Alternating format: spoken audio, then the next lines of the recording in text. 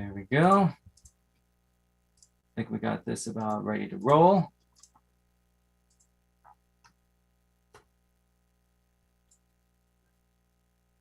Oops. There we are. Okay. Hello, world. My name is Donn, and you're watching Showcase for the week ending Sunday, May 29th, 2022, Memorial Day weekend. This is our Friday show, and that, of course, means movie trailers and your live chat comments. Thank you so much for joining me. Don't forget to hit that like button down below and the subscription bell. And as always, if you're with me live, don't forget to drop a line in the live chat, and I might read it off on the air.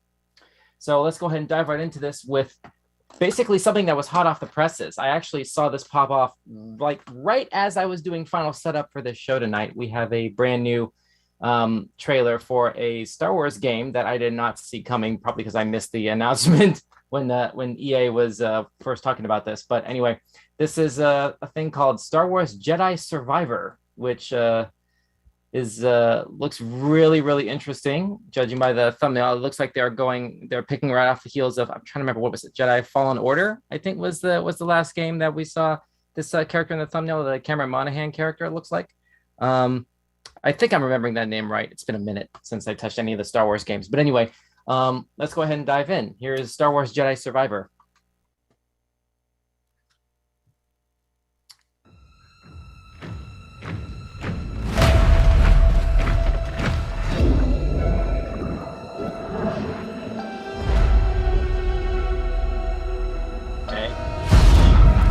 Tell me, Cal Kestis. Can't tell if this is like right on. This is supposed to be like right at the end, like right at the end of the last game or something. Why fight?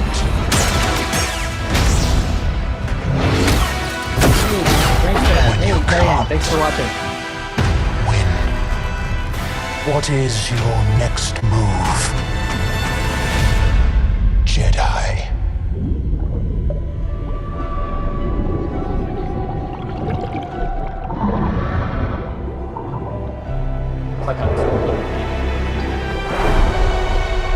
I'm not the biggest Star Wars nerd in the world, so far from it.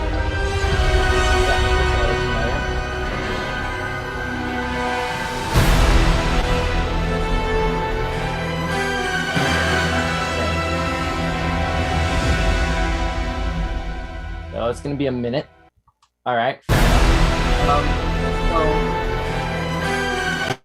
Sorry about that. You know, this is actually, shoot. I messed up. I was trying to put the title card up. Anyway, but this is actually a surprisingly good trailer, or teaser, I guess I should say. This is like I said, I haven't played very many of the Star Wars games. I did a little bit of what was it? Shoot, the thing with Sam Worthington back in like the late 2000s, early 2010s. Basically, there were two. What was it? God, the game was Starkiller.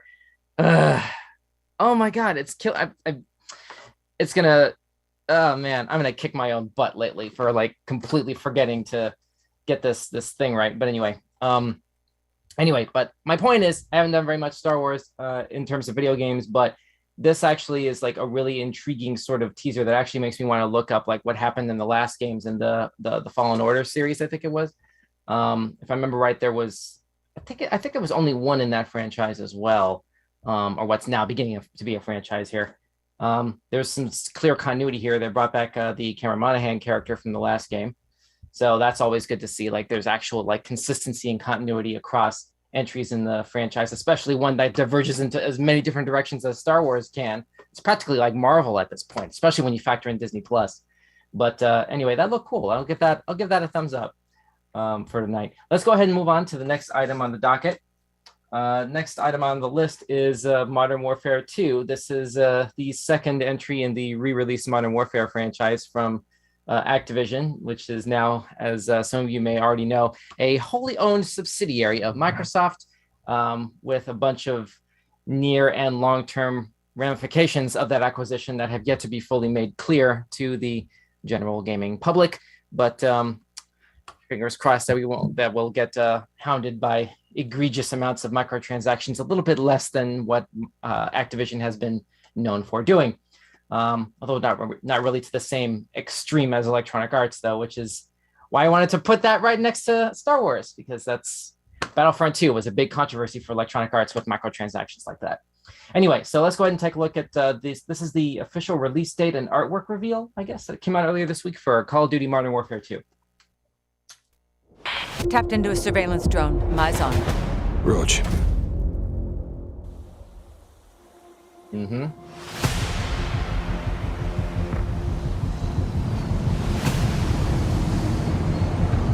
Right, lads, well, we're in position. Okay, so here's what's going on. This is where we're at now in video games. Maybe I play too many video games, but like I'm having a difficult time actually sort of like making sure that this Don't is get like compromised. I think this is real. Guys. I think this is live and this is not Memorex. Won't miss it. Yeah, this is real. Good year. See, hang on, I'll explain a little bit later. This is it, hermano. This is a little motion sicknessy, but they're clearly like banking on the nostalgia of all these characters that bring Bravo, back stand by for contact. the original Modern Warfare game. So this is, that's a little blurry, but whatever, it's close enough. We know what this is. So the original Modern Warfare that came out in like 2007 was a big deal in terms of video game graphics and just in the annals of video game history. Like it was really crazy. Like just the photorealistic graphics that were introduced in that game that came out for, I think it was during the 360 and PS3 generation. This was like 2007. And it was such a game changer graphically.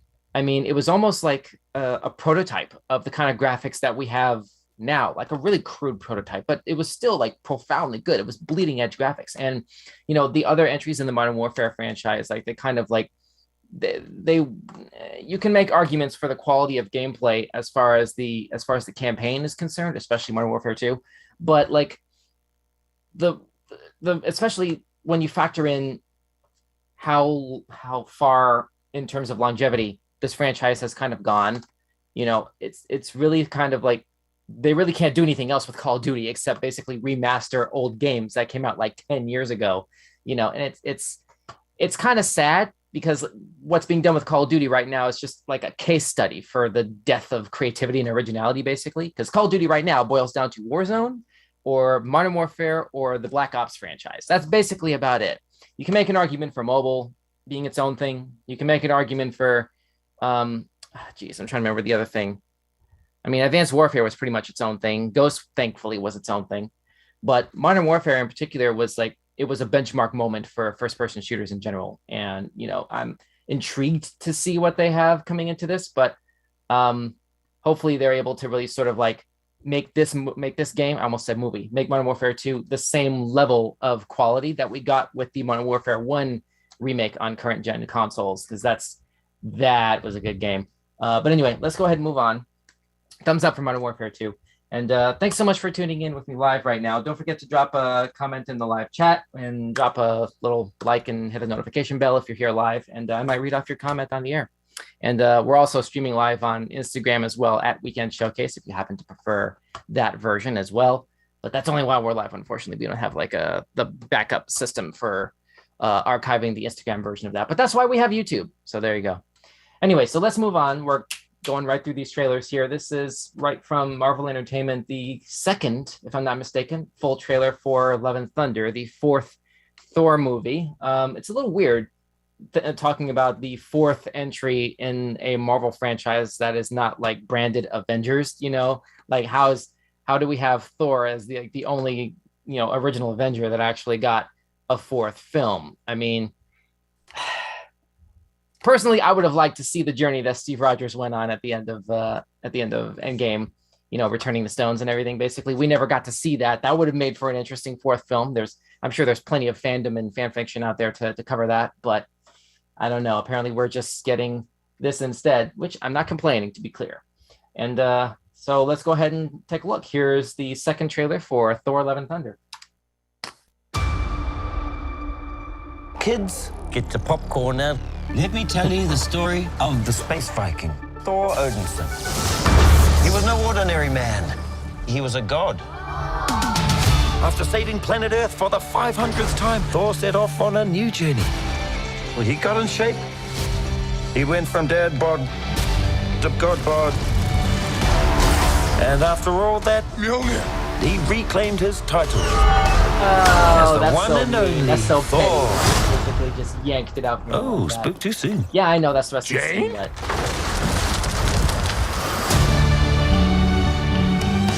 The old ex-girlfriend. What's it been like? 3, 4 years? 8 years, 7 months, and 6 days, give or take. Am I sensing feelings? has guns now. Well, you're right. The only ones who gods care about is themselves. Yeah, this is, yep, Christian Bale is This for is God my Butcher. vow. Heard about this All casting. gods will die.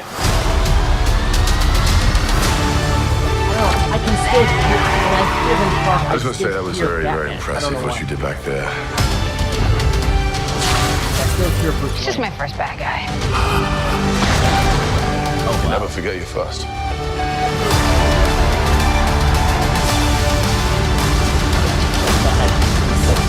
I'm not like the other gods that kill. Because I have something worth fighting for.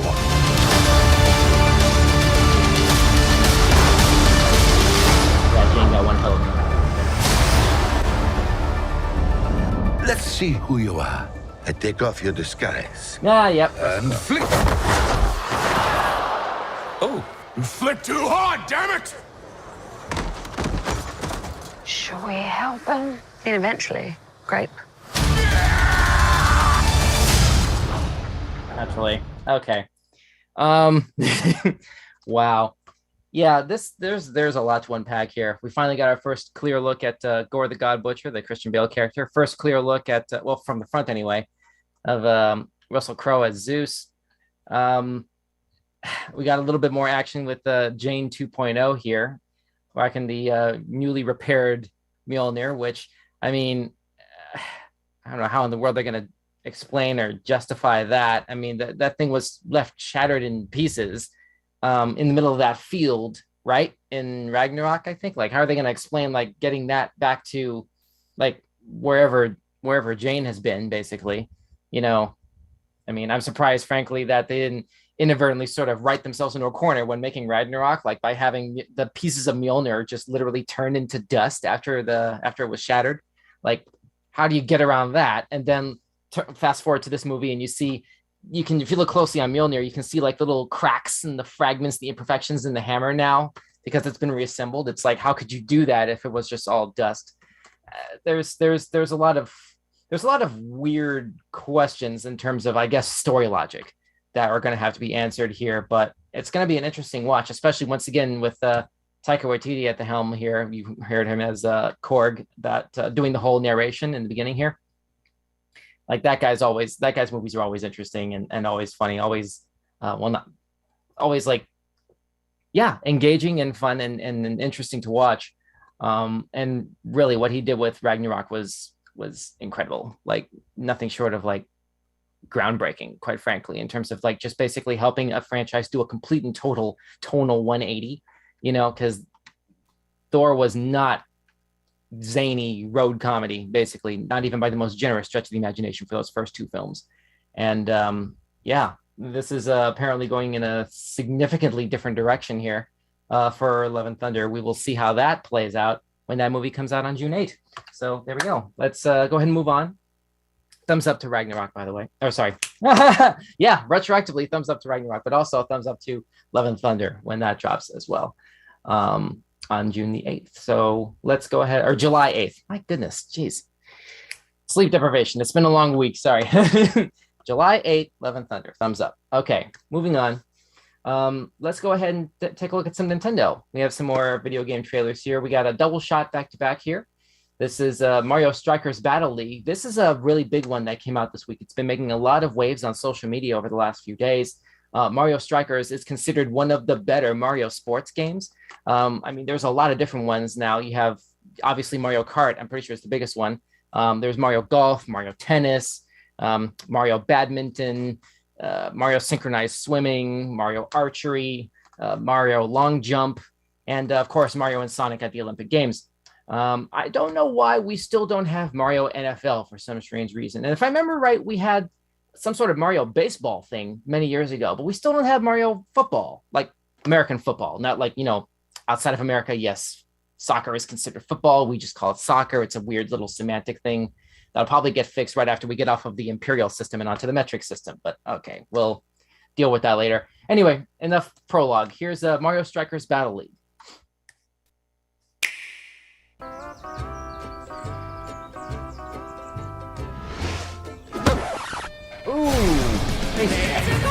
You're gonna get hit with the unexpected in Mario Strikers Battle League.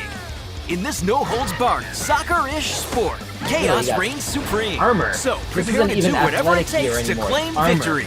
So much fun, it hurts. Mario Strikers Battle League, only on Nintendo Switch. Okay.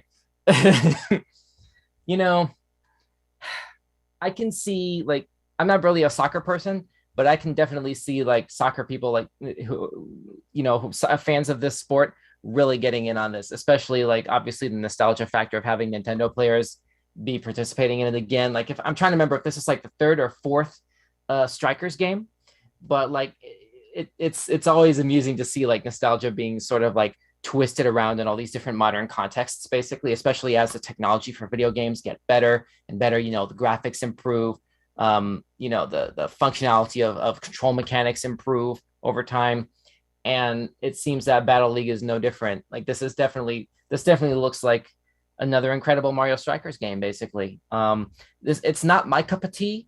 Not only from the standpoint of like I don't really follow soccer / football, but also from the standpoint of I am not a Nintendo person. Haven't not been since probably I want to say 2005, 2006. That's about when I sort of like went into Xbox crowd territory, but I can definitely see this being a really big deal and really successful once it actually hits on June 10. So I'm going to give this sort of like a middle thumb, because it doesn't make me want to go out and buy a Switch. It doesn't make me want to go out and buy this game. This trailer struck me as a sort of thing where like, if you're not already into, at the very least, soccer, if not also Mario Soccer, you're probably not going to be into this game. But if you are, fantastic. We got you hooked up. So I got to give it like a middle sort of thumb. It's not quite thumbs up. It's not quite thumbs down. It's just the middle. But that's just me personally. What do you think? If you think this is a great game, if you're looking forward to it, let us know in the comments. Let's go ahead and move on. Next item on the docket is from it's from Bungie, the good people at Bungie. This is the latest trailer for the current season of Destiny 2, the Witch Queen. This is the current major DLC that came out, I want to say back in February, the Witch Queen. This is the new season of content within that DLC. It actually just dropped on Tuesday. So like this is basically a launch trailer, essentially. So let's go ahead and take a look. Here's the Season of the Haunted trailer for Destiny 2, the Witch Queen.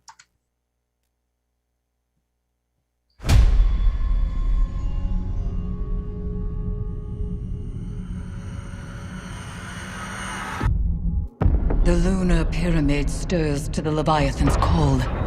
It manifests our deepest regrets.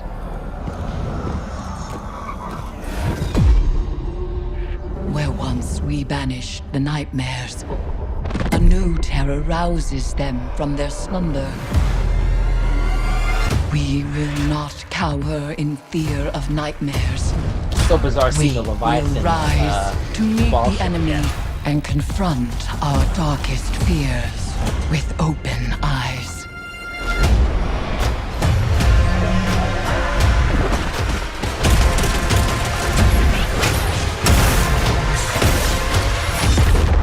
Yeah, we're really going ham with the solar super moves this season, clearly. The nightmares are converging on your location. Begin the harvest. And so you become an This guy really just fear. like, it's like he did an infinity snap with his finger. Like, what's it like to be so overloaded with like energy that you just snap your fingers and all your enemies are just falling or like bursting in a like falling like just their ashes. It is the beginning of the end. Come on. again. Come on, that's such a trailer trope.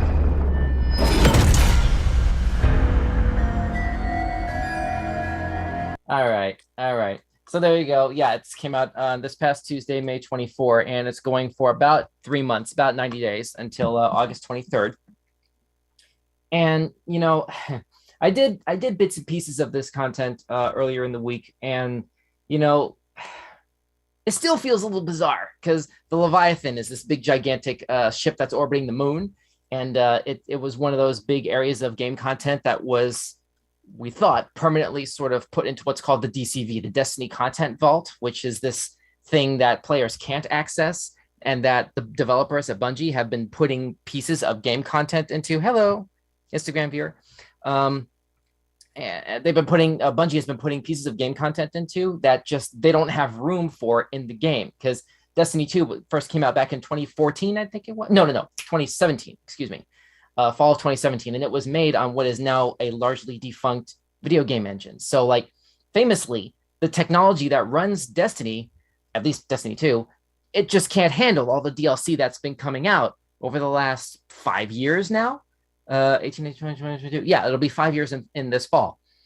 And so they've sort of made up for the hardware limitations of especially consoles by basically just taking out whole sections of the game until like they can sort of like be trimmed down and repurposed later as like temporary season events or something, which if you're going to do that, fine, but it sort of stings when you're a loyal player and they're taking away content that people have paid for, like the Forsaken DLC that came out in 2018, I want to say, that's completely gone. The base game, the vanilla content for the game has been the game that came out in 2017. All that campaign content is completely gone. All the armor and weapons that you unlocked and collected since then, you still have.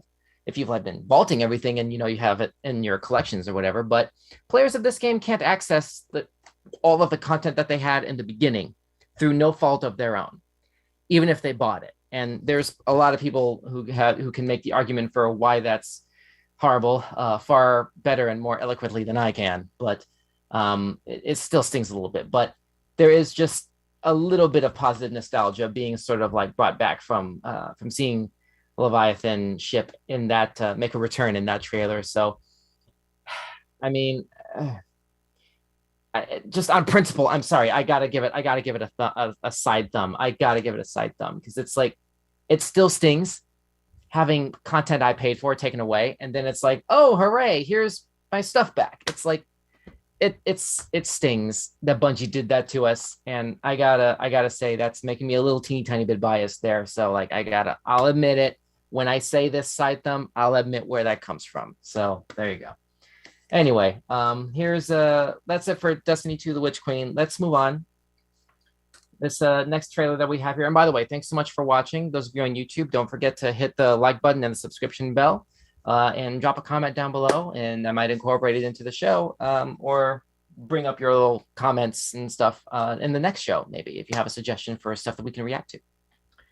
Let's go ahead and move on into the latest Mission Impossible film. Now, Mission Impossible is one of those franchises that you really don't expect to have been around as consistently as it has, especially given the measurable increase in quality that the franchise as a whole has had, especially since the third movie, which came out in 2006, I want to say, MI3.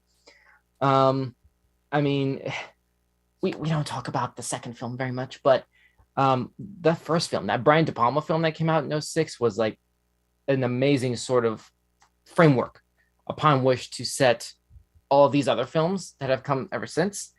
And really, that film could only really be surpassed by the tonal shift that was brought about with the third film, the J.J. Abrams film that came out in 2006, and just the way that all the films since then have really taken more tonally from the third film than the first film. And so it's one of those things that it really kind of makes you wonder, like, how much further is this story really going to go? Like, because it's clear that this whole thing has just become far more the Ethan Hunt show than the Jim Phelps thing, especially because of the way the first film ended 25 years ago. Like, I don't want to like say that ending, even though it's a 25-year-old film, but they kind of had to keep going with the Tom Cruise character after that. But I'm sure there's places to stream that first movie if you're curious. But anyway, Let's go ahead and take a look at this first trailer for the 7th film. I think this is 7. Yeah, the 2018 film Fallout. That was number 6. So here is number 7. That is apparently being split into 2 parts. So here's the first trailer for Mission Impossible: Dead Reckoning, Part 1.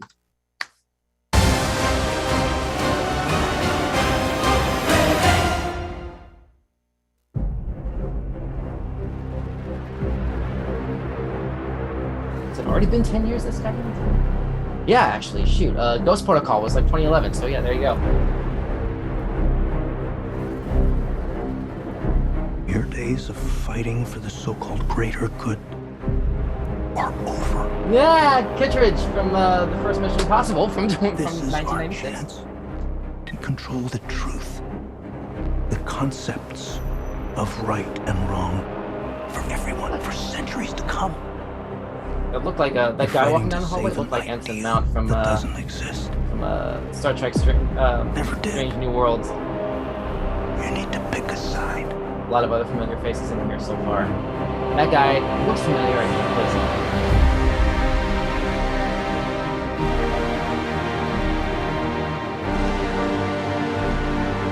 Okay.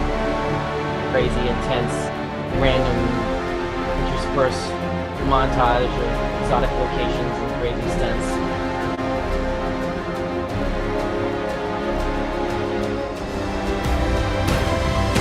CGI. That's all CGI.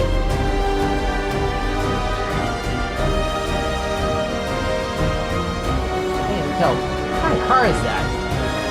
Is that a little like a Yugo or something? Not as much of a car guy, but. Also, how bizarre is it? Oh, Tom Cruise from Guardians of the Galaxy. I remember that. I forgot who that was.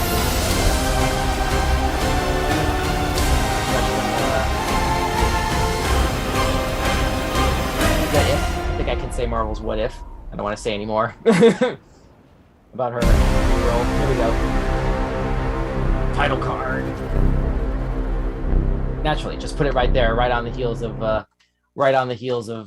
the big gigantic dive stunt, because that's another big thing about the Mission Impossible movies is it's just not an MI film without somebody doing a big gigantic jump and then like landing right this close to landing like face first on the ground, basically. Like there's always one crazy elaborate sort of version of that stunt, basically. And it's always interesting. That's one of the most interesting parts of these movies that I always look forward to is like, where's the big gigantic jump? There's always a big crazy gigantic jump, right? Like Fallout, he did this big gigantic halo drop from low orbit essentially. And let me see. I think the 5th one, he did a big jump into this underwater sort of like computer server area type of thing. I don't remember the exact full context of that, but the 4th film, he handed that off to Jeremy Renner. He did the jump in 4. 3, he did this weird little thing trying to break into, I think it was, I think it was basically some sort of Catholic church or something. He just basically just rolled over the wall and did that. The 2nd film, he was off the side of a chopper. And then the 1st film, he was in this computer room in Langley in the CIA headquarters. And that's basically where that whole thing started. And okay, I mean, it's interesting that you went ahead and showed us at the very least a piece of what that's going to look like with the whole jumping off of a cliff on a motorcycle thing. But I mean, goodness, man, I was sort of looking forward to seeing to seeing what it was going to be. I wasn't expecting it to get spoiled in the first preview. And not to mention, this is part 1 of this whole movie. Unless part 2 has its own jump scene, does this imply that it literally is one whole movie being broken into 2 pieces? You know, like if that's the case, are we not going to get a jump in part 2 when that drops? I guess, you know, a year or so after this, because that's usually the format. It's usually like whatever year part 1 drops, it's another year for part 2 to finally release. So it's like, it's going to be weird. If that's the case, it's going to be really weird seeing a Mission Impossible film without any jumps at all, because we covered that in part 1. So, you know, I want to do this, but you know what? I'm pleased with what I've read about like who's involved and, you know, the kind of story that they're converging towards here, given the way that Fallout ended. And, seeing all these familiar faces from the franchise again, like this is one of those franchises that goes out of its way to care about continuity. And that's always an interesting thing to see done well without sort of falling into like lazy storytelling tropes to do that. So, I'll give that a thumbs up. July 2023 is when that's releasing. So that means part 2 is most likely dropping in 24. Man, so we're coming up on, and then 2026 is going to be the 30th anniversary of this franchise. So it's anyone's guess what's going to be happening after that happens, after Dead Reckoning 2. But all right, I guess that's it. Thumbs up for Mission Impossible Dead Reckoning Part 1. Let's go ahead and move on. Next item on the docket is a teaser trailer for Star Wars Andor. Again, I'm not much of a Star Wars person, but I'll give this a fair shot. This is a Disney Plus original series. It looks like either a series or a movie, probably a miniseries of some kind. And this is yet another piece of spin-off Star Wars content. Like I was saying earlier about the first trailer that I showed, where like Star Wars is one of those things that it can go in so many different directions outside of the Skywalker bloodline, but it's really easy to sort of think of Star Wars as just the Skywalker family story, because that's what all 9 of the basic movies have kind of been revolving around for the most part. And really, to a degree, even the other 3 movies, the little 3 spin-off movies that they were making during the Skywalker saga, which was, let me see, the animated Clone Wars film from 2008, right? And then you had, I'm sorry, hang on, I'm trying to get this, Rogue One, and then Solo. Those were like the little spin-off movies in between the Skywalker films, but it so transcends that. And this is going to be another interesting sort of exploration of just how far deep that rabbit hole goes. And let's go ahead and take a look. Here's the first teaser for Star Wars Andor. Andor. Oh my God. Anyway, Star Wars Andor on Disney Plus.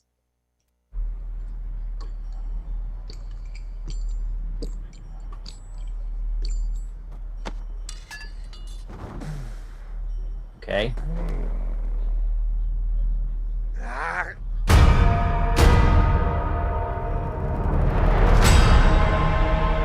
You can't just build a bell that you can just like, you have to like have a blacksmith announce stuff to the town like that, really? Okay.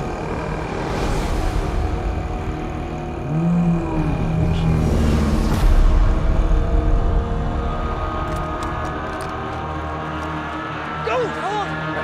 Quick, hide the equipment. Something's coming, someone's coming.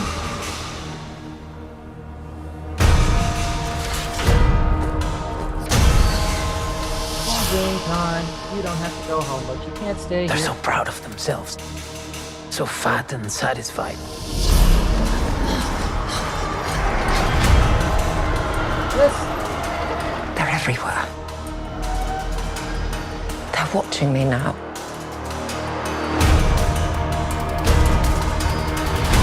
Soon enough, these days will end. There will be no rules going forward.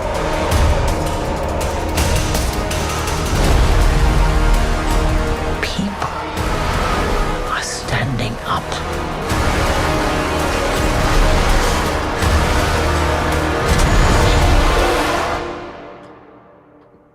That's what a reckoning sounds like. Okay. I don't really know what this is truly about. I feel like I would if I followed more Star Wars lore. Like I should know what Andor is, like what this name refers to better. But Krish Garg, we have somebody commenting on YouTube right now. Krish Garg, hello, please give shout out. Okay, hey Krish Garg, thanks for watching. But don't forget to like and hit the subscription bell. What was I going to say? Yeah. So I don't feel like I know enough about Andor, certainly not from this trailer. I don't really have very much Star Wars lore in my mind to really fall back on for this. I feel like I should. And this trailer doesn't really do a good enough job of establishing really anything for the casual Disney Plus audience member. Like, unless this trailer is really kind of like designed to do that. If this is really designed to sort of market this content towards the diehard Star Wars fan who needs no explanation, in that context, this trailer sort of did its job basically, but we know that online content is made intending to be seen by as wide an audience as possible. And I mean, Star Wars is Star Wars. There's really no need to go above and beyond the Call of Duty when it comes to promoting Star Wars, really. Like, everybody knows what Star Wars is on some level. But if you're going to tell a spin-off story that stands to be this dense and this sort of mythology heavy, it's going to be, hey, Thurgood. Yes, I am here. I didn't have time to set up my backdrop or really set up my main setup because I didn't have enough time for that. Okay. But I am here. Well, welcome. Thanks for joining me. How are you feeling tonight, man? Hey, feeling great, man. Cool. I am so sorry about that. I was somewhere. It took longer than expected. All this other stuff. The dude's card wasn't working. It was like, ugh. Well, I'm glad you managed to make it home in one piece. Goodness. Yeah. Happy Memorial Day weekend, by the way. Definitely. Thank you. Started. Yeah. We're just talking about Star Wars Andor. Did you hear anything about this show? This trailer just came out earlier this week. No, I did not. I did not hear about it, but I heard Obi-Wan Kenobi was great. Oh yeah, that actually dropped today. First couple episodes just dropped today over on Disney Plus. I think they have 6 episodes in total for that, if I'm not mistaken. Yeah. It's been causing a lot of buzz lately, but we'll get into all that stuff hopefully a little bit later on. But for now, I hope Andor succeeds. Because there's been kind of like this, like a lot of negativity around this franchise recently. Around Star Wars in general? Yeah. Because with like the sequel trilogy and all this like flops and stuff like that. But I'm glad that we're getting some good stuff from it. Yeah, I was just saying before this trailer had started about how it's really easy to forget that there's so much more to Star Wars than the Skywalker bloodline. And exactly, that's one of the best things about Disney Plus, especially if you're a Star Wars fan. This is a great opportunity for you to expand your palette and really sort of visually explore more of what that universe has to offer above and beyond what the expanded universe novels and just passionate fan fiction or whatever would be able to offer. Oh yeah. So which is dope. Exactly. Where's the Jar Jar Binks show, bro? I want the Jar Jar Binks. I'm sure there's an alternate timeline somewhere in the vast multiverse of madness. No, I'm kidding. Where that show actually is a thing. But fortunately, we do not live in that particular reality where the Jar Jar Binks show is a thing. So what do you mean? That's unfortunate. Okay. Well, we may have to agree to disagree there, I guess. Fair enough. I mean, you would really watch a Jar Jar Binks show? Yes, he's hilarious. Really? He's like one of the best Star Wars characters. He's such an idiot, bro. He's like so, bro. Have you seen the Jar Jar Binks like comics or something like that? It's like a comic about his family. And it's like his father like freaking hates his guts. I had not seen that. I don't really follow Star Wars very closely.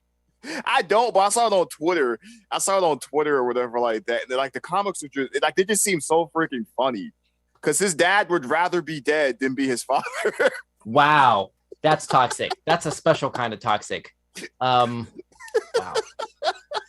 Let's move on past that. Goodness, we got to go over some other trailers anyway. But like, holy crap, I can't believe. Yikes.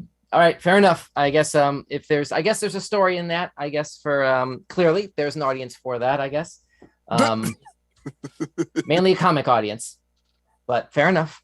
But back to Star Wars Andor here.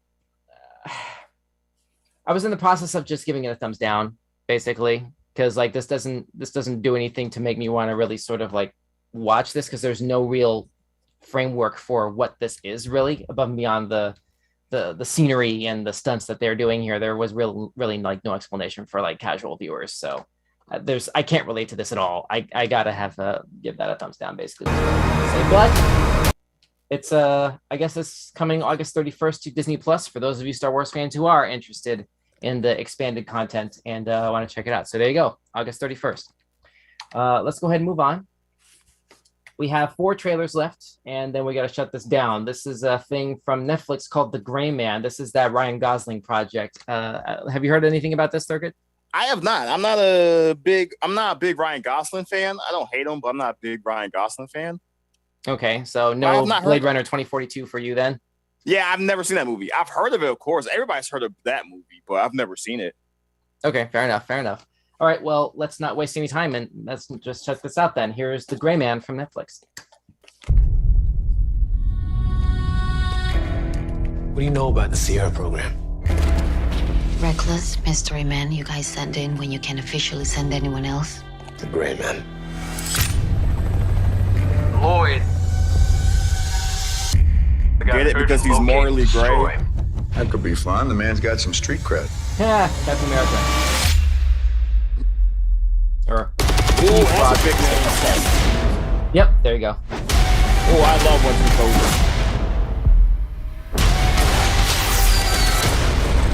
Yeah, those guys know action. You hurt?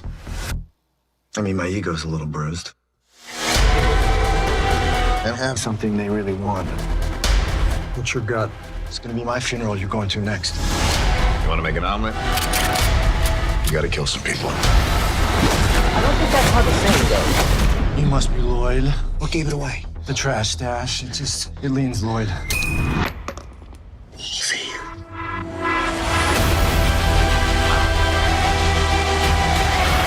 I'm about to put a hit so big on your boy's head that even his most loyal allies won't hesitate to drop a dime. Every grade A wet team from here to Reykjavik. This looks vying for the sick. prestige of killing the infamous Sierra Six. They This can movie kill has anybody. action like nobody's kid.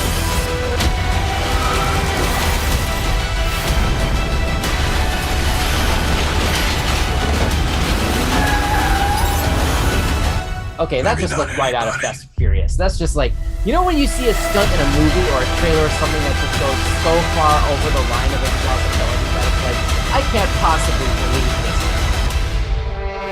Those are the best ones. Those are like so freaking funny. There's like that you're see. It's like something you're seeing in an Uncharted game. Pretty much. July 22nd is when that's going to drop, apparently. So, all right. Maybe not anybody. That was The Gray Man. So it's coming out in theaters. That's not Netflix, but is it Sorry. coming out in theaters too? Say again? I saw Netflix, but is it coming out in theaters also? I'm not sure. Let's give that a quick glance over here. Because I definitely want to see that in the theaters. Yeah, it looks like in select theaters, July. What is it? Hang on a second. Shoot, this stupid thing. Hang on. I can't control it very precisely because I'm literally watching like the YouTube upload of this. Here we go. July 15th. Oh yeah. Yeah, okay. So July 15th is when that hits theaters, and then July 22nd on Netflix. So there's a little bit of time for you to get some theatrical exclusivity there. You gonna make some plans there, good? Yeah, I definitely want to see that, bro. That's a theater movie. Like some movies are just movie theater movies. Like Marvel movies for me are theater movies. And that is a freaking theater movie. I definitely want to check that out. I hope it's showing. I hope one of those theaters is in my area that is showing it in. Oh my, that looks really fun. It looks unique because a lot of these action movies kind of blend in together a lot of times. Yeah. But that looks very interesting. The characters look interesting and fun. Chris Evans, his character looks very fun in this movie. I mean, seemed kind of villainous though. Yeah, that's dope. I like that. Villains are fun. He looks like a crazy villain. So psychopathic villains are fun. Yeah, they're awesome, bro. Joker is one of my favorite like DC characters. So I love Joker and King K. Rool are two of my favorite villains ever, and I love psychopathic villains. Wow, that's I've never heard those two characters in the same sentence before, like this conversation here. Like, really? So you go from Joker to King K. Rool in the same breath, and they're basically in that same pantheon, basically. Of just nut job villains are awesome, bro. Yeah. Yeah. Okay. I mean, I don't know. I'm of the mindset that like I need to have an audience experience, like watching an antagonist that like I prefer the antagonists that have the courage of their convictions, you know, and actually have a meticulously sort of thought through agenda where they believe that they're doing some good. Like they believe they're on the right side of whatever the issue is, you know, like a Magneto kind of character. Basically. Oh yeah. Magneto, MCU Thanos. Yeah. Because he did believe he wasn't doing good, but he believed that he was helping the universe. Yeah, it's a really sort of like that's one of the most fascinating sort of character studies to me is when you see an antagonist that sort of like loses him or herself in the course of trying to do some real good to the point where they just don't really recognize where the line is anymore, and they just totally lost track of their own sort of morality in pursuit of whatever it is that they're trying to do. Like that's always a really fascinating thing because like it's just so varies from person to person and context to context. Where is the line? Because Killmonger was sort of like that. So Killmonger was in some point to some degree influenced by just the reality of like a larger sort of political and cultural observations, basically. Yeah. Like there wasn't really very much sort of like broadness with that. I think a lot of his sort of for the greater good machinations kind of were spun out from the standpoint of like revenge. I think to a large degree he was fueled by revenge, and it just so happened that a larger cultural good happened to line up perfectly with his revenge agenda, basically. Because he was right about stuff. Like he was right about certain things. In my opinion, he just did it. He just went about it in a horrible way. Pretty and much. People were saying that he was the good guy in the movie when he literally freaking killed his girlfriend. I'm like, what? Yeah, and it's like, God, I don't know. But anyway, we've gone too far down this track here. But back to this trailer. This was a well put together trailer, and you know what? It clearly made Thurgood here want to spend money to see it in the theaters. I think we can go ahead and give that a thumbs up. Then, would you agree with that, Thurgood? Mm-hmm. Awesome. Thumbs up. Awesome. So that was the Donn from Netflix. I think it was the 22nd when that's hitting Netflix, and then the 15th on theaters. I'm trying to make sure before we go away from this. Yep. July 15 in theaters, July 22nd on Netflix. There you go. All right. So let's go ahead and move on. We're coming down to the last few trailers of the show here. Thanks so much once again, those of you who are tuned in and watching live right now here on YouTube or on Instagram at Weekend Showcase. Don't forget to smash that like button and the notification bell and drop a comment in the chat, and we might read it off on the air. Like Krish Gang, shout out to Krish Gang, and Terry Ann Dixon, hello, Brain Spaz, good to see you again. Let's go ahead and move forward with the next thing. We have 3 topics left. This is the teaser for Willow. I heard some pieces about this some years ago that Disney was working on a remake of that Warwick Davis movie Willow from the 80s, right? Remember, Thurgood, have you ever seen this before? I have never seen Willow. You never saw the original thing? Nope. Wow. Well, I mean, I don't want to like spoil too much, but let's go ahead and dive right into this trailer. I don't want to like spoil too much of the original thing. You can probably see the original like either on Disney Plus or like I'm pretty sure there's some libraries that still have the DVD of like the original thing, because like no Redbox will carry a movie that old. Let's be brutally honest. This is the sort of thing that is like why it's such a loss to have like that Blockbuster is no longer around. I miss Blockbuster. Exactly. But like, this is the sort of reason why, like, we're just so at the mercy of streaming platforms for situations like this. When you want a historical context for like what is being rebooted or what is being remade, that you just can't get it unless you have the ability to outright buy whatever the source is, and not everybody's willing to pay like $20-$30 for an experiment. Let's be honest. Or, you could find it for free.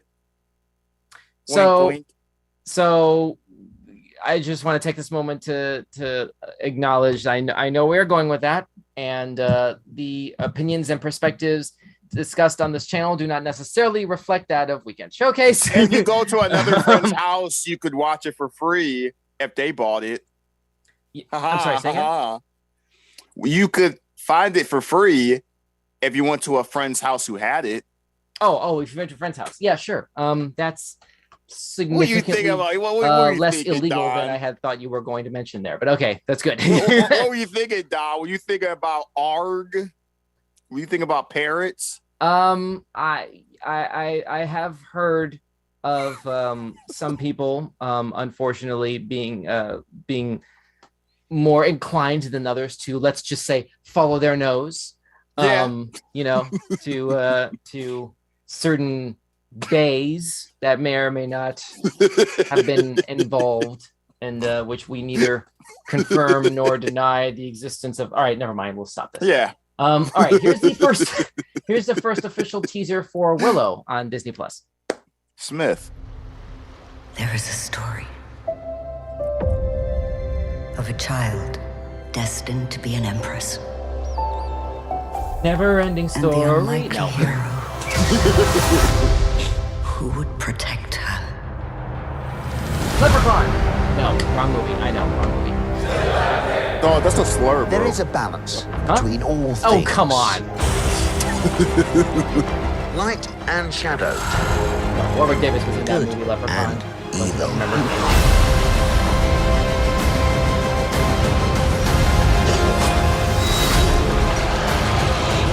When that balance is upset, the universe corrects. Wow, the CG on that creature out of the water. That does look like Never-Ending Story. The world needs you again. It needs your magic.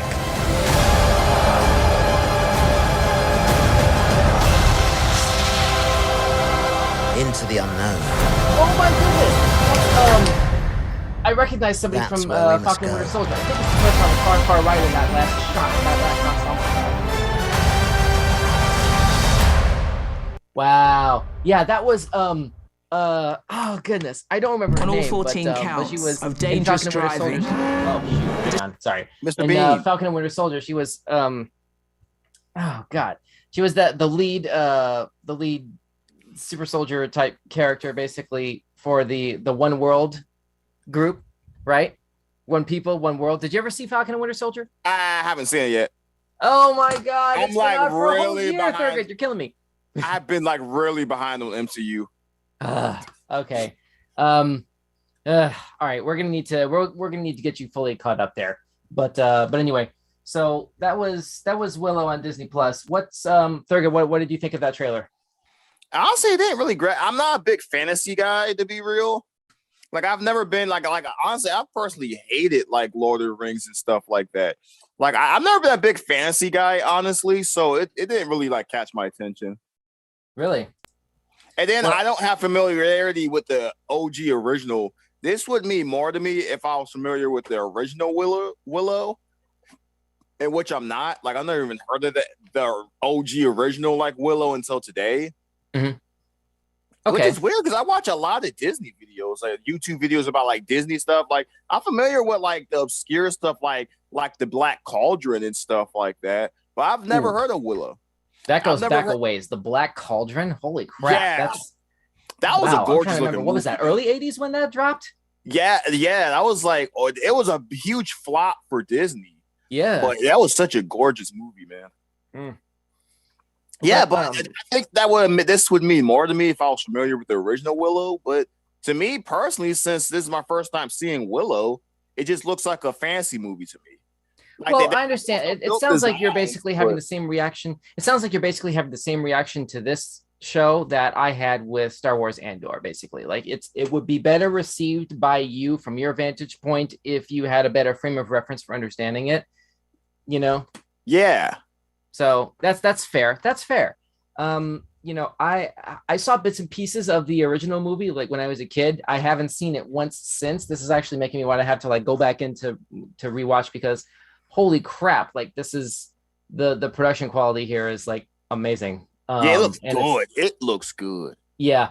I mean, I didn't see any of the Hobbit films. I saw a lot of the Lord of the Rings films. I didn't see like all of them, but like I understand and appreciate like the significance of those films and what, you know, what the fantasy genre is generally, especially when it comes to stories like this that are really kind of like rooted in strong nostalgia, you know, and they really kind of have to be done right, you know, in order to really sort of do justice to what kind of came before and in a way that the original fan base doesn't completely feel walked over, which when you're trying to also tell a story that's new and engaging, that's a really fine line to have to tread, And it's really easy to fall into certain pratfalls, especially as more and more filmmaking gets sort of outsourced to CGI. You know, more and more stuff is like cost prohibitive or logistically prohibitive in order to do, and to say nothing of the COVID regulations and stuff like that that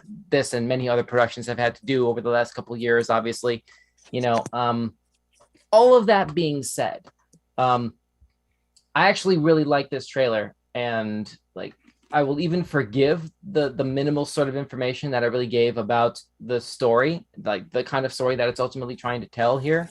At least comparatively, I'm pretty sure it was minimal because, like I said, I have very minimal memory of the original movie that this is spun off from.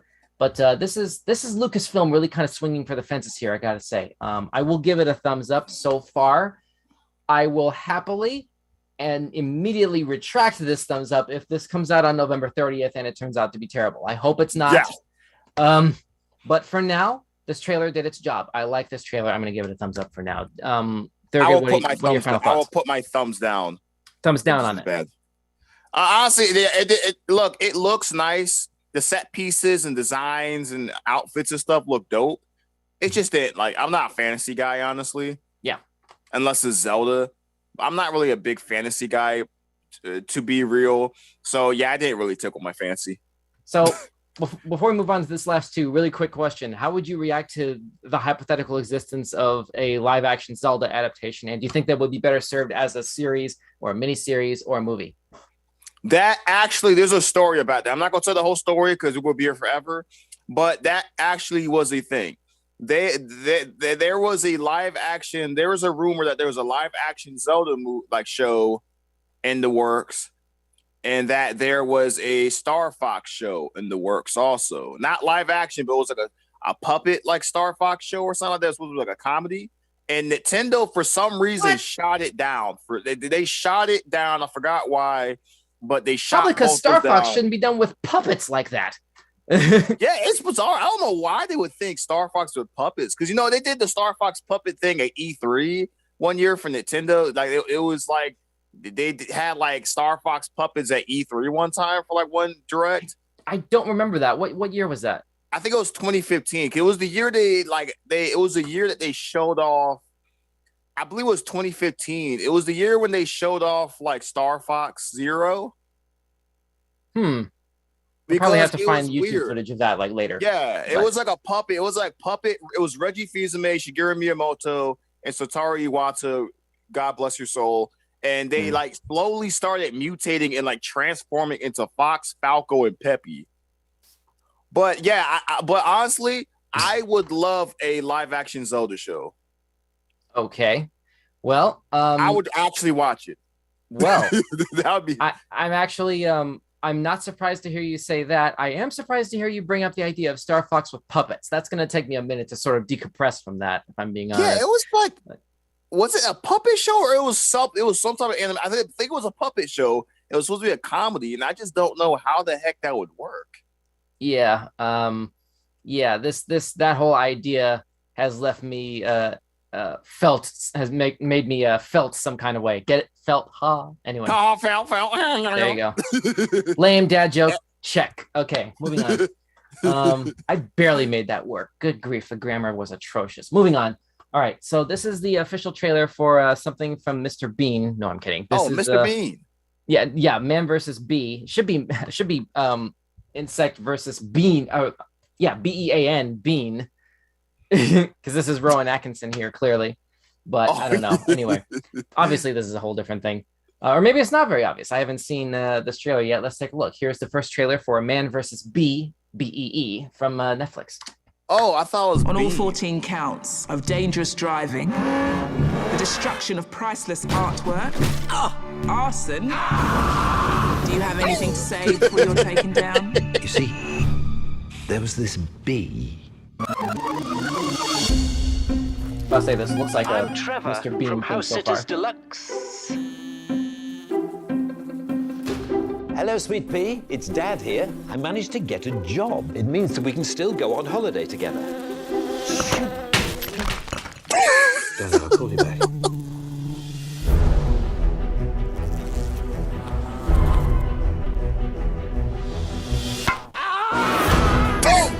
Oh no. Is everything all right? Fine. Fine. What?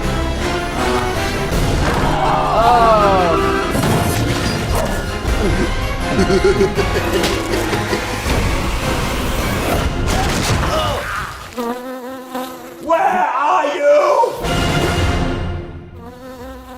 Wow. June 24. Okay, so that looks funny. Reminds me of this actually reminds me of a really crazy movie that came out. I want to say 2001, 2000 or 2001. There's this film that Nathan Lane did around that time called Mouse Hunt. Did you ever see this movie? I have not seen it. It's actually a remarkably good movie. It was him and another guy. God, I want to say Lee Evans was the actor's name, but anyway, it was two brothers who inherited this mansion from their father, who was the head of this string company basically. And the Nathan Lane character was like really trying to sort of like repurpose the business into something that was turning more of a profit, and the other brother was like trying to make sure that the business was like able to continue on in the way that their father wanted, which was to continue making strings. So the brothers were always butting heads, and this conflict was set against was set in the foreground of the house that they inherited had a mouse in it that they were trying to get rid of. And it was just this whole, like, it was actually stuff like this, where like the mouse is like just doing all the stuff, trying to avoid getting captured or killed. And in the process, it's like a cartoon. The live action guys are just destroying the house, tearing everything apart, trying to kill this mouse. Same principle here. It's the same exact principle here. I mean, it's if you're going to do a film like that, I'm intrigued to see what Rowan Atkinson does with that kind of film. Because like really, you'd be hard pressed to find, a more sort of like, how do I put this? Damage comedy capable actor than Rowan Atkinson. I would actually put him in the same sort of ballpark as maybe Knoxville is another good example. Johnny Knoxville, like somebody who's like really good at doing like damage either to the proximity or to themselves in the name of humor, in the name of making a comedy film. You know, whether or not it actually is funny, you can debate that. Comedy is subjective, but I'm intrigued by this. You know, I might actually check this out, at least for nostalgia from Mouse Hunt, because I watched that movie all the time when I was a teenager. Thurgood, what do you think? I am excited for this. I love Mr. Bean. He's funny. I'm trying to remember what movie it was. What was it? Mr. Bean Goes to the Beach. Was it called? It was the one with the bean. No, Mr. Bean's Holiday. Yes, Mr. Bean's Holiday. Yeah, that one was hilarious. Bean Sabine. He was so good. To the beach, bro. I remember back in high school, dog. Me and my friends, we were at this competition, bro. It was a yearly competition. We would do like testing. There was a preaching competition I was in. It was like singing all types of stuff. And me and my weirdo friends used to walk around. We were walking around the campus, and we were just going up to random people saying "to the beach" and just quoting like Mr. Bean to just random strangers, bro. Did anyone know what you were talking about? No, they were confused. Yeah, I bet. They thought we lost our mind. They didn't know what the heck we were talking about, but we just were quoting Mr. Bean like phrases, and all the like freaking. Granted, we're like in high school, we're like teenagers, and everybody's just sitting there looking at us like we're crazy. I mean, it was so. Oh my goodness, that was such a good memory, bro. Well, I'm glad you can look back on that era fondly, at the very least. So let me see. June 24, I think, is when this film is going to drop. Are you going to see it? It sounds like the answer is yes. I want to see it, dude. Cool. So that's a thumbs up, I guess, from us both. Then is that safe to say? Yep. Cool. And you know, I wish they would have called this movie. What? They should have called it Bean versus Bee.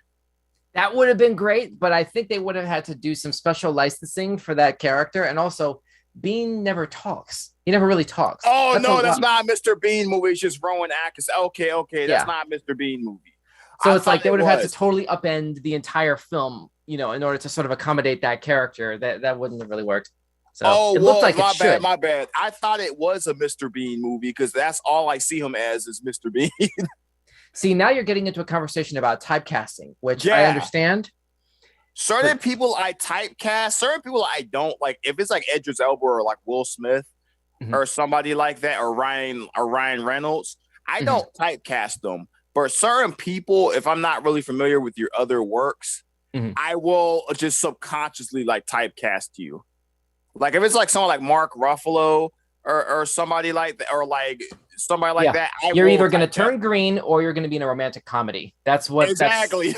That's all that that's in your IMDb resume basically. And it's funny that you say you mentioned Idris Elba. It's funny that you drop his name because this next thing is actually a project from him. This is a thing called Beast. Perfect segue. Thanks for that little tee up there. This is a project called Beast from Universal Pictures. This looks like a theatrical thing. Let's take a look. This man loves animals. Go back to the calls.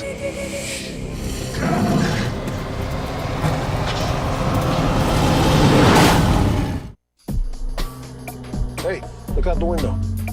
Welcome to my party, guys. Shelter Copley. Thank you so much for having us. This is my Let's go. The girls.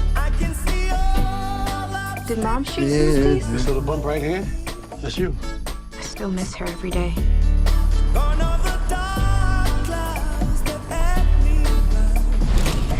Okay, family on safari, clearly. What's that? There's something crossing up ahead. Keep the girls in the car. Stay in the car, okay? Just stay in the car. What happened? Diabolo?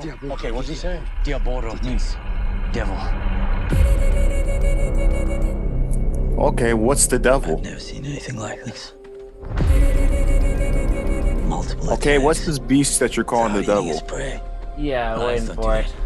At least no lion I've ever seen. Go back to the calls. This movie would be 10 times better if it was a hippo. Yeah, I don't think. Whoa! Oh, dang!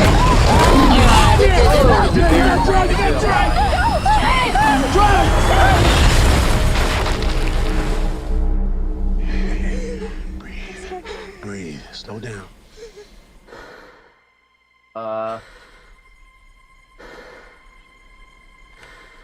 We're in his territory now. It's the law of the jungle. It's the only law that matters. This is a really unnerving trailer, an unexpectedly unnerving Is the trailer. lion commanding the other animals? Here. What are you doing? I would be sick of it what it was. I've got to get my girls out of here. I need you to trust me right now. I'm coming back. Idris Elba versus a lion, bro. This is gonna be dope. Don't move, okay? This is almost Jurassic Park-ish, almost in terms of tone. Wow. That's what it reminded me of, especially with the Whoa! Okay, that was crazy. That whole trailer, it was very sort of like Jurassic Park almost. Like I said a moment ago, in just overall tone and especially the nighttime shots. You know, it sort of reminds me of like how you know, when you're running through the tall grass and people get sucked down to the tall grass because they're being chased by raptors. Remember the end of The Lost World? I haven't seen Lost World. Oh my God! Don't tell me I really spoiled that 25-year-old, 30-year-old movie for you. Okay. Well. Oh wait, anyway. was that the third one? No, Lost World was the second film, but you know where I'm going with that. Oh, okay, look, I'm gonna be real. I haven't seen the original trilogy since I was like a kid, like 4 or 5 years old. Okay. Well, never mind that reference. Yeah, I haven't seen those movies in like forever, like decades. Okay, well, let me just say really quickly, I did not expect to be as completely like blown away and just actually like surprised by like a lot of the cinematography and like the jump scare moments in this trailer. That was really interesting, and actually like I'm a little bit, as an audience member, I'm a little bit intimidated by this film because I don't normally like, you know, jump scare movies. I don't even watch horror films generally, but like there's something about the way that this film is actually portraying like that kind of jump scare kind of film with like a realistic creature and not just something that's like pulled out of fantasy like Jurassic Park, like resurrecting dinosaurs, or something more supernatural in tone. Like this is something that like on some level is a little bit more realistic than that. And it's like, we'll see how that winds up happening. This honestly feels like how M. Night Shyamalan would do a movie like this, to be brutally honest. You know what I'm saying? Yeah. Yeah. It seems like really interesting. I'm not gonna lie, I'm kind of interested in it. I'm gonna be real. Idris Elba is like a fantastic actor, and to be real, I don't even know if I like. I think he's gonna kill it. Honestly, this has me intrigued because I saw like a scene with like a bunch of like what was it, birds or bats or whatever, just flocking. Birds, like in this, yeah, birds just flying. Right. Like is the lion? Was it the lion that they called Diablo? Was he the one calling the shots? Like telling they, like I wonder what's going on here. Yeah, I don't think there's a thing there that is that's where the lion is directly sort of controlling. Or like, yeah, I didn't know if he just call. I'm talking like if he just called, that would be cool. Like, but again, it's sort of like forces, but it sort of shifts the tone of the film into the supernatural, and it's like I don't think that's what they're going for here. I think they're trying to go for like a realistic sort of like man versus the force of nature, because nature is scary as crap. Yeah, but thumbs up to this trailer. Thurgood, what do you think? Yeah, I think it's pretty dope. Cool. Now, I still stand by the fact that they should have went with a freaking hippo. That would have been funny. Because hippos are make it kind of like Jumanji a little bit too much. You know what I mean? But hippos are like the most dangerous. They are like one of the most dangerous land animals. I read that. I did read that. Them jokers are fast as crap, and they kill on average. They kill more humans than a lion. They said that. I didn't read about hippos being fast. Like when I think of a fast animal, I think of like cheetah. You know what I mean? Yeah, they're fast as crap. Yeah, I've never heard of like. They're more dangerous than a lion, honestly. Hippos? Which I can't believe. Yeah, I couldn't believe because I thought hippos were nice when I was younger. But then I heard, they're evil as mess. Wow. Jeez. All right. Well, that's a thumbs up from both of us for Beast, which apparently is going to hit theaters on August 19. There you go. There's the release date right there once again. So that is it for our lineup for tonight. What was your favorite tonight, Thurgood? My favorite tonight was even though you showed up like halfway through. But that was my favorite one. And I saw that Mario Strikers trailer. Already saw it online. Okay. Whatever like that. I am so pumped for that freaking game. I love Mario Strikers. I literally freaked out and flipped a lid when that game got announced. The animations look beautiful. I have not been this pumped for a game in a while, dude. You're really into the Mario sports games or like just Mario in general as a franchise? I'm into Mario in general as a franchise, but Mario Strikers is like my favorite Mario spinoff. I was mentioning when I was showing that trailer, I was mentioning like how wildly popular the Strikers franchise is as compared to the other sports games. Yeah. The other Mario sports games, including even Mario Kart, I dare say. Because here's the thing about Mario Strikers is the fact that it did something. The reason why it's so why people remember it so much is because it did something totally new and different for the franchise. It took it a new, like kind of edgier, like more aggressive, like wild kind of direction. It's insane. Like, yeah, bro, you have stuff like like crazy stuff. It was very violent, which you don't see a lot in Mario games. You have crazy stuff like freaking Waluigi pointing to his crotch and like stuff like that. It was insane. It was insane. And dude, there is a rumor from he's a very reputable source, and he's usually correct about stuff. And he knows a lot about like what goes on behind the scenes. His name is Imran Khan, a very reputable source. He has a lot of like connections behind the scenes. He said basically the past decade, Nintendo's been super strict with the Mario franchise. Like they've been super strict with the franchise. Like they have mandates like, no, you can't make original characters. You can't do this and stuff like that. And they said that Mario Strikers Charged was the reason why Nintendo was so strict with the franchise. So the fact that we're getting a new Mario Strikers is a miracle. Well, they've been a little bit lax about that in recent years, at least with very, very specifically hand-chosen scenarios and development partners. I mean, they had to sign off on Ubisoft coming into contact with these characters in order to do the Mario and Rabbids games, of which we're getting another one later this year. and they had to sign off on Universal's animation studio Illumination doing a theatrical Mario movie next year. So, oh no, I'm talking about what they're allowing it, like, because back in the day, like for Mario, like for especially Paper Mario specifically, one major complaint is that nowadays, like there used to be a bunch of original characters, and there was literally a noose in like Thousand Year Door and stuff like that. But nowadays, Nintendo, I remember that. Yeah, Nintendo will be like, okay, so you can't make original characters. All the characters have to be Toads, and you can't do this in the Mario games, and blah blah blah. Yeah, it's man, that takes me back. Like I totally forgot about that in Thousand Year Door. Yeah, that game was crazy. I mean, but it was an amazing game though. I loved it. It's one of my favorite games ever, dude. I freaking love it.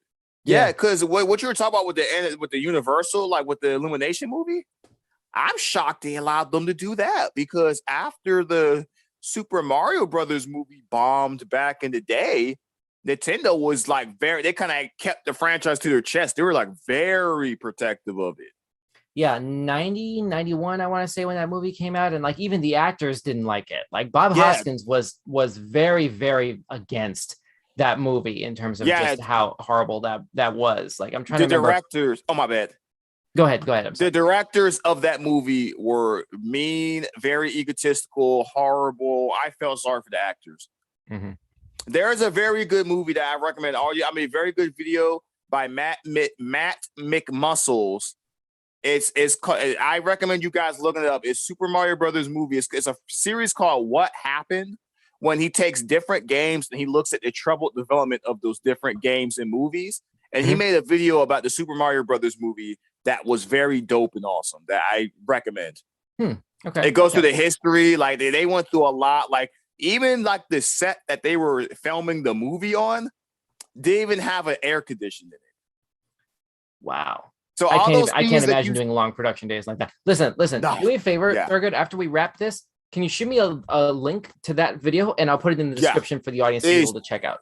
Yeah, so good, bro. It's so good. Yeah. That sounds like something that's worth a watch. Thanks for giving that shout out. Personally, I like the Willow trailer and Dead Reckoning 1, because those films, those trailers really stuck out the most to me. But what about you? Drop a comment down below to continue the conversation. And we have a thing on YouTube, apparently, according to Brain Spaz. Favorites were Beast and Mission Impossible. So there you go. There's a shout out to the Beast trailer being amazing. Beast looks dope, bro. Beast looks dope.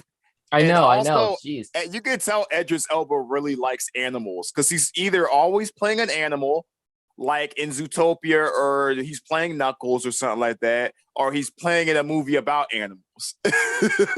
Or he's some kind of a genie for George Miller. Yeah. For that. Oh, he's everything, man. Yeah. But anyway, so that's basically it for tonight. What are your favorite trailers other than Brain Spaz? We've already got your comments on the record. Thanks for that. Everybody else, hey, drop a comment down below to continue the conversation, and we will see you right here this coming Sunday at 6 p.m. Eastern, 3 Pacific, for a brand new Weird News show. Hope to see you then. For now, hope you have a great weekend. Showcase you later. And don't forget to check out Thurgy Thurg on YouTube. Thurg, do you have anything else to plug before we shut down? Oh, I think that's it. Just Thurgy Thurg on YouTube, guys. Look, man, I'm trying to get to 100 subscribers by the end of 2022, and we're halfway there, because right now we're at 52 subscribers, which I'm pretty pumped about. Thank you guys so much for the love. And it's not even month 6 yet. There's 12 months a year. We're in month 5, and we're already halfway through the goal. So I feel pretty confident, guys. So please show some support and love to that. Please subscribe. It would mean the world to me. And I should have a video out tomorrow covering some more Mario Striker stuff. Thank you guys so much. And please make sure to subscribe to Weekend Showcase. Please.